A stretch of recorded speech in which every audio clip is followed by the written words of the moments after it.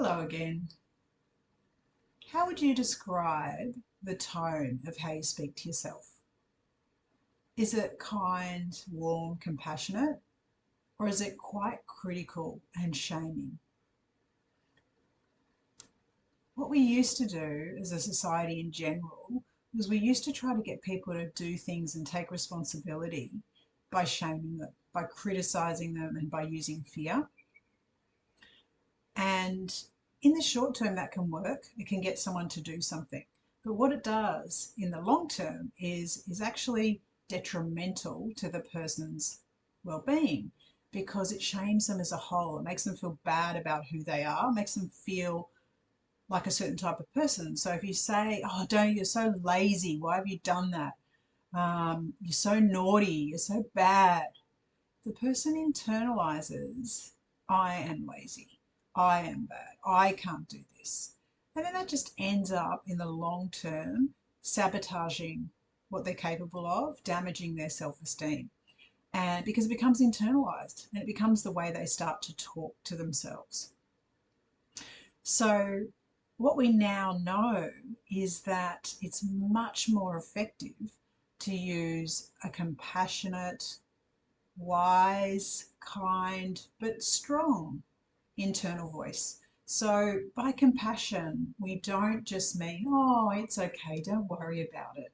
It's not this sort of sympathizing, "Poor you, I know you couldn't do it, it's okay, I'll let you off the hook." That's not what we mean by compassion.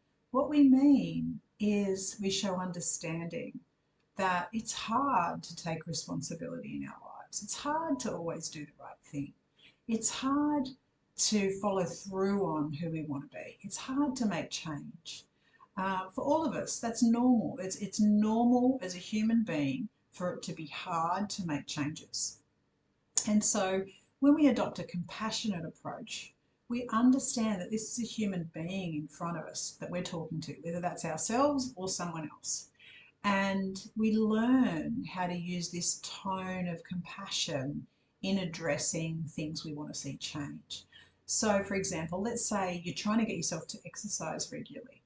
Now, someone who's got quite a harsh inner critic might wake up one morning, not do their exercise, an hour later start beating themselves up. "Oh my God, you can never follow through on anything. You're so hopeless.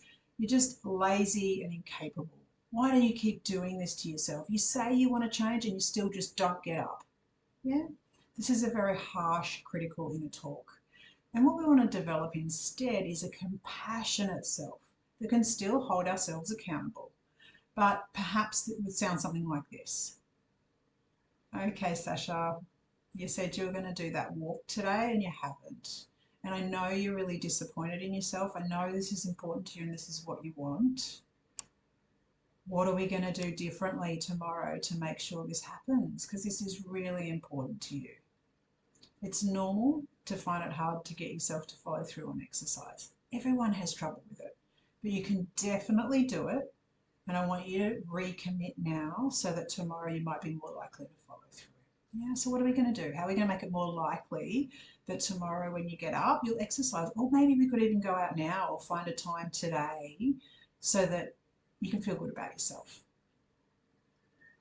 Now, initially, when someone comes to therapy, this is what the therapist is doing, or the coach, if they're seeing a coach. A coach is using this kind of language, is encouraging, is holding them accountable, but is doing it in a kind, compassionate way. Because as therapists and coaches, we understand that change is actually hard.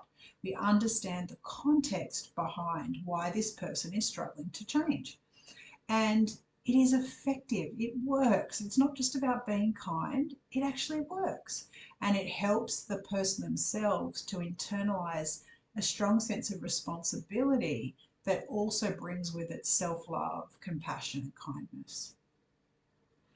It's hard to develop a compassionate self talk, it takes practice, but you can do it just like anyone else can do it. You want to notice. That's the first step, is kind of say, "Okay, I'm not going to do this anymore to myself. It's not helpful.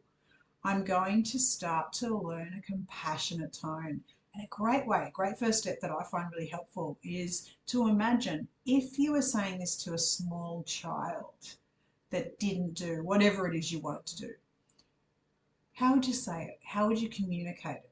How much more gentle would your voice be while still holding them responsible? Give it a go.